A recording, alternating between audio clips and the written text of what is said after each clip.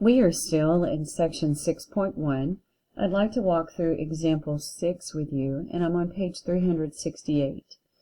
I'll read you the question that says, for small angles, the length of the arc subtended by the central angle. And by the way, when we go to take a test, it won't be until we finish all of chapter 6. And when we finish all of chapter 6, on the test, you've got to have some cues, clues, some things that stick out that, oh, I see what they're asking, yeah, and then go from there. And so when it's leading up to say there's an arc subtended by a central angle, it is screaming at us, well, where's it screaming? And I'll just keep going.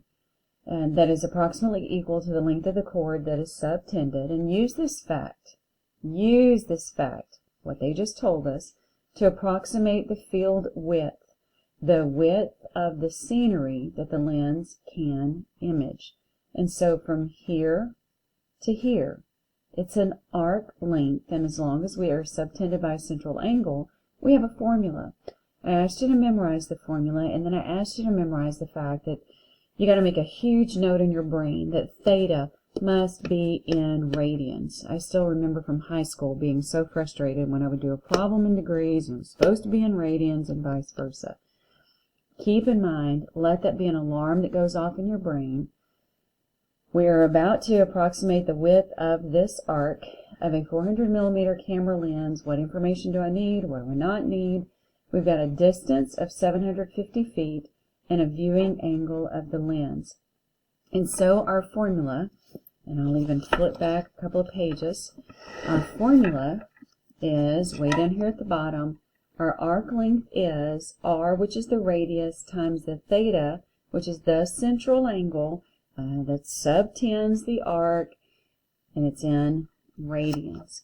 So now I'll run back over here to where we were, and it's right here.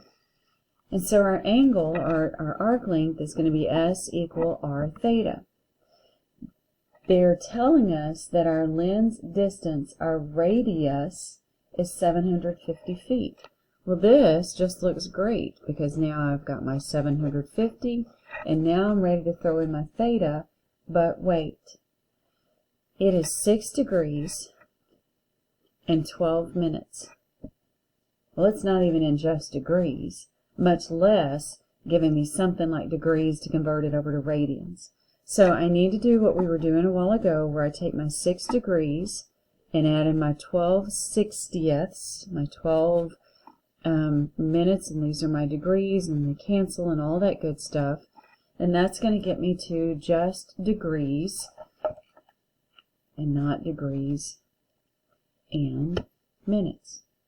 So I'm going to take my 12, I'm going to divide it by 60, and that gets me 0.2. I'm going to add it back into my 6, and so what I'm looking at would be 6.2 degrees. Yay, I've got it in degrees, but I can't put that there because the formula only works when it's in radians. And so in the other videos you have been learning that if I am in degrees, I need to multiply it by something to take it to radians. And so the way I like to teach this is if you're trying to keep the pi goes on top. If you're trying to kill the pi, then you're going to put the pi on the bottom because a radian up here would kill radian down here. But in this case we have degrees, and we're trying to get an answer where pi remains and doesn't die. And so I'm going to multiply in the one that's pi over 180. And so I'm going to go ahead, let me multiply through. It doesn't ask for exact, it doesn't ask for the decimal, the rounded version. So I'm just going to go, and there, my glare is there. I'll do it down here. I'm going to take my 6.2 degrees, I'm going to multiply it by, and there's got to be a pi key on here somewhere. Yep, there it is. So I'm going to multiply it times pi. And I'm going to go ahead and say equals, but then I need to divide it by the 180. So I'm going to divide by 180.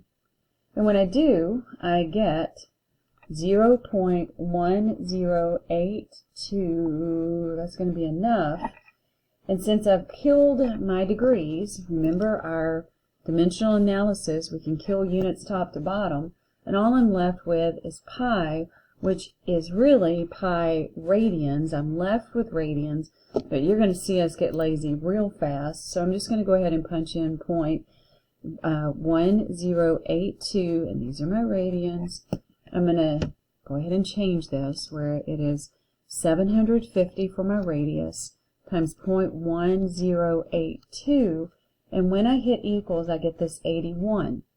Remember, we're looking for arc length, and remember I'm going to ask you for units. And if you will continue to write down information, it's really going to be helpful, and you're going to find out real soon, we're going to be lazy and we're not going to write that radians, that the only unit that we use, the only unit was actually feet. And so my arc length is about-ish, well, it's going to depend on how much they want us to round to, but my screen is saying 81.15 feet.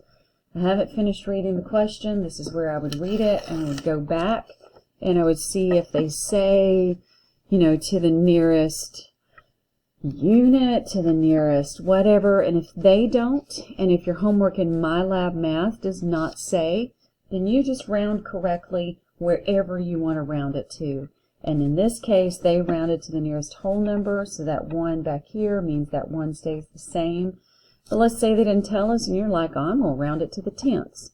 Well, fine. If you're going to round it to the tenths, look at the 5, and that gets 81 2/10. And so it's going to depend where you round based on what my directions are in the test, what they ask on MyLab Math, or if nobody says anything, then where do you want to round it? And so the arc length is about 81 feet. But one more thing before I close this video. I do want you to know, and if we were together, we would have read this out loud, and somebody would have read it out loud. So why don't you go ahead and read it out loud at your home with me?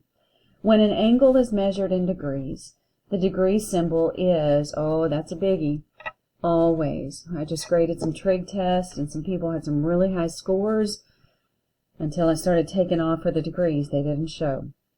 It's really important to have a complete answer. However, laziness sets in when we're talking about radians, and we usually omit, in other words, we don't write it, we don't care. If there ain't nothing there, it's going to be radians. So if the measure is pi over 6, it's understood that, oh, it's pi over 6 radians. That concludes this video. Keep going with the other videos in our 6.1 section.